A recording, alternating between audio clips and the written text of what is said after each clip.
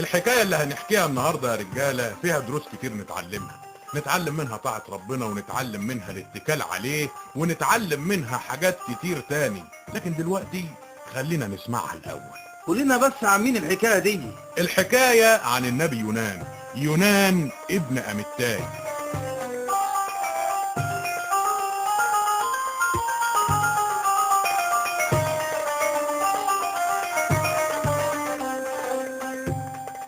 ربنا أمر يونان ابن أمتاي إنه يطلع على نينوى، ونينوى دي كانت مدينة عظيمة، ويبلغ أهلها إن خطيتهم زادت قوي. انا ايه اللي يوديني نينوى واقول لاهلها اللي هم اعدائنا الكلام ده؟ انا اشوف لي حته تانية اروح.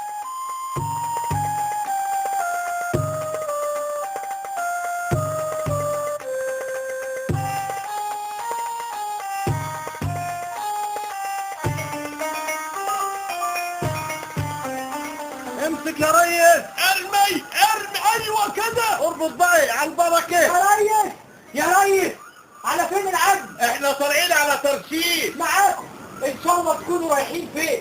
المهم ما تكونوش رايحين نينوى. يلا تعالى ادفع اجرتك واطلع على المركب.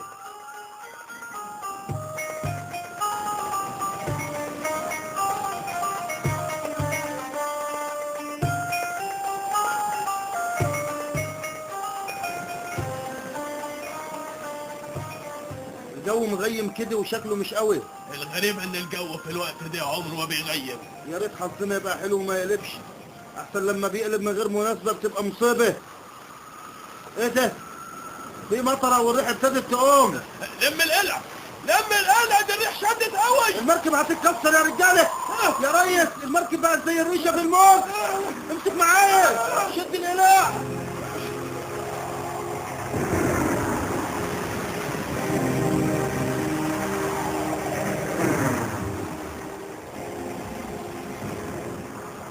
فين يونان يا رجاله؟ ارمي الحاجات اللي ملهاش لازمه عندك يا اخوانا فين يونان؟ حد يشوف لنا في اي حته. اهو كان نايم تحت. انت نايم والمركب هتغرق باللي فيها. قوم صلي وادعي لالهك يمكن ينقذنا من الغرق والموت. احنا بس عملنا ايه عشان يجرى لنا كل اللي احنا فيه ده؟ لازم واحد فينا عامل حاجه غلط. ايه رايكم نعمل قرعه ونعرف مين السبب ونرميه في البحر عشان كلنا ننجى من الموت؟ ايوه نعمل قرعه. يلا نعمل قرعه. هي القرعه.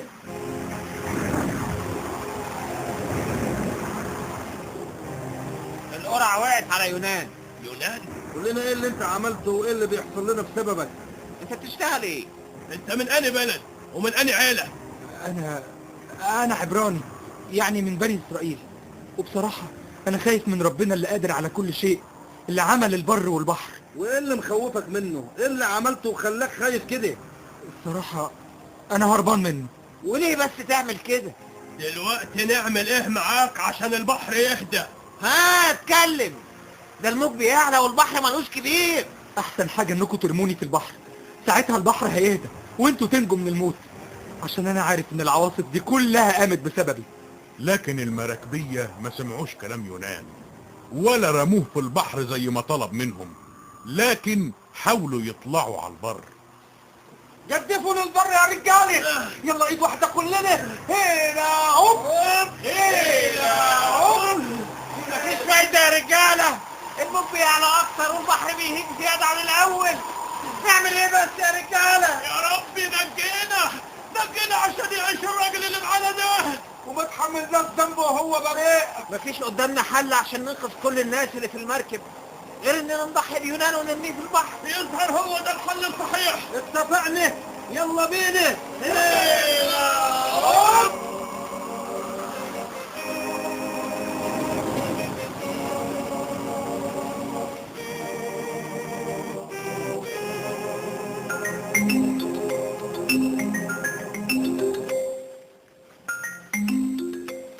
غريبة، البحر فعلا ابتدى يهدى من اول ما رمينا يونان.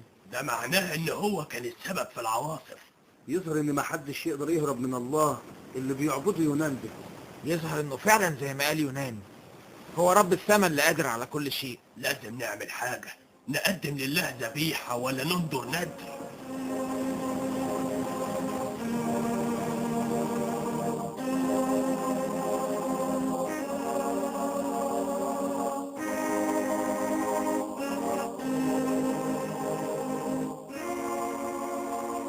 وفي أثناء يونان ما كان نازل لأعماق البحر تاب وصرخ لله عشان ينجده، وهو بيصرخ ندر حياته علشان يخدم ربه ويسمع أوامره. في الوقت ده ربنا جهز حوت علشان ينقذ يونان وبعته للحتة اللي اترمى فيها، قام بلع يونان وخلاه في جوفه. وهو في جوف الحوت شكر يونان الله. أنا استنجدت بالرب في بيئتي فاستجاب لي، ومن جوف الأرض دعيت فسمع صوتي. أنت رميتني في الموج العالي في قلب البحر، فحصرتني المية من كل ناحية والموج لفني. فقلت لنفسي إني انطردت من قدامك وما عدتش أشوف بيتك المقدس. المية غطتني والموج حوطني وأعشاب البحر لفت حوالين راسي. أنا نزلت لغاية أساسات الجبال ووصلت لغاية أسافل الأرض، وكأني اتحبست فيها للأبد. لكن أنت اللي تخرجني من الحفرة يا رب يا إلهي. لما حسيت إني ضعيف افتكرت إلهي فرفعت لك صلاتي. ده الناس اللي بيعبدوا الأصنام اللي ما فيهاش فايدة بيحرموا نفسهم من نعمة خلاصك، أما أنا فبقدم لك ذبيحة بالتسبيح والحمد وندوري بوتها لك علشان الخلاص من عندك يا رب. في الوقت ده ربنا أمر الحوت إنه يخرج يونان من جوفه على الشاطئ، ومرة تانية الله يؤمر يونان إنه يروح نينوى ويبلغ أهلها بالرسالة اللي بعتها لهم.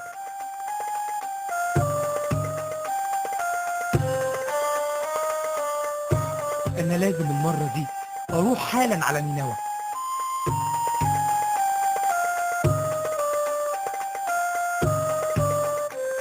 وفضل يونان ماشي في نينوى لمدة يوم، وبعدين يا أهل نينوى، يا أهل المدينة العظيمة، اسمعوا كلكم.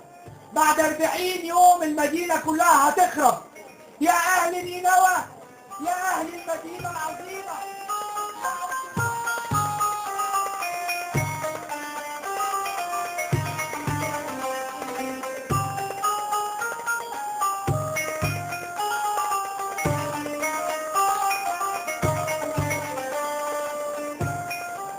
قوموا قوموا يا أهل البلد، قوموا قوموا بينا نصوم ونلبس هدوم الحزن والندم.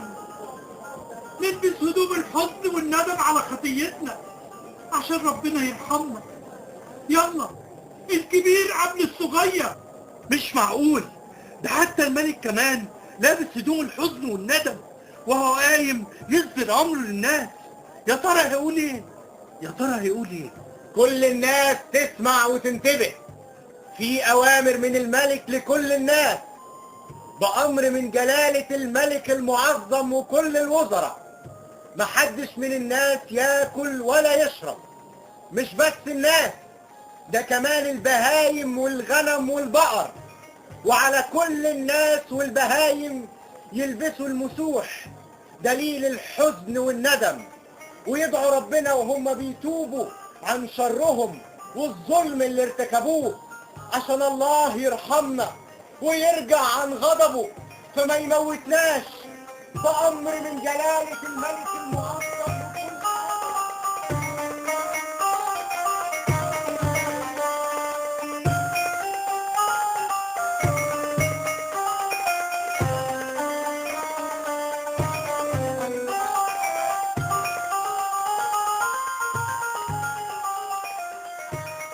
وفعلا ربنا تاب على أهل نينوى وقبل توبتهم وعدل عن العقاب اللي كان عايز يعاقبهم بيه، وهو خراب بلدهم.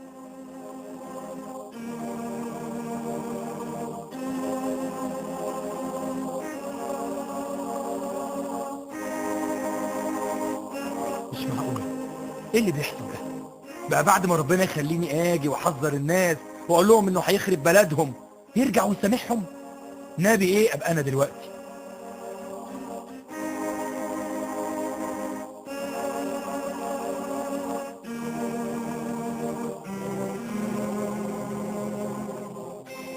مش ده يا رب الكلام اللي انا قلته وانا في بيتي؟ وعشان كده هربت ورحت ترشيش. انا كنت عارف انك اله رحيم وعطوف، مش بسرعة بتغضب، واحساناتك كتيرة وبترجع عن العقاب. خليني اموت دلوقتي، انا الموت احسن لي من العيشة دي.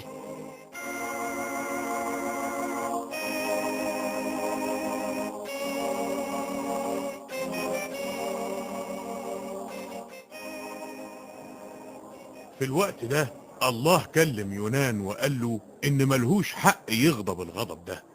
قام خرج يونان من نينوى ونصب لنفسه حاجة تضلل عليه، وقعد يتفرج على اللي بيحصل مع الناس.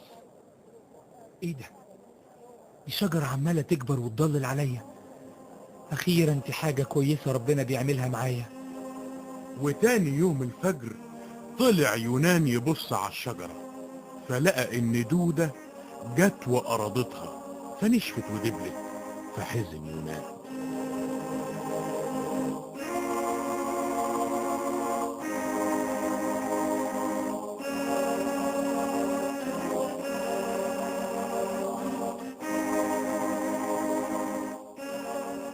ياه، الشمس سخنة قوي، انا تعبت منها، ما عدتش قادر اقف على رجلي من الحر. هتاخدني بقى يا رب وتريحني، انا الموت احسن لي من العيشة دي. وكلم ربنا يونان وسأله إن كان عنده حق يزعل عشان الشجرة اللي طلعت وماتت في يوم واحد.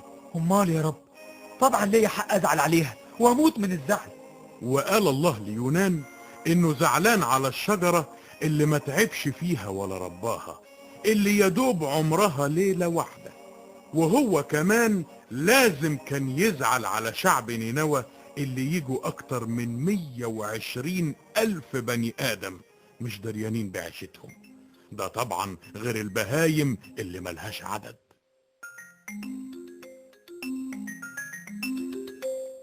طبعا يا جماعة، ما هو ربنا هو اللي خلقنا وحبنا وعمل عشاننا حاجات كتيرة.